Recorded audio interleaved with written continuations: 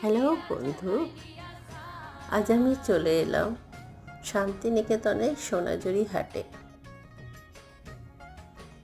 এখন বাঙালির সংস্কৃতির অংশ হয়ে উঠেছে এই হাট এবং 20 বছরের বেশি সময় ধরে হয়ে আসছে।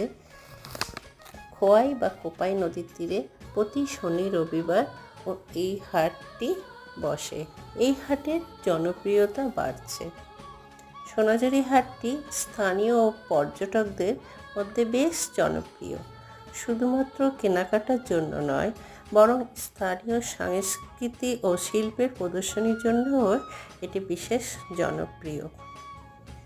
এখানে বিশেষ আকর্ষণ হচ্ছে সাঁওতালি নৃত্য, যা পর্যটকরা বেশ উপভোগ করে এবং এতে অংশগ্রহণও করে।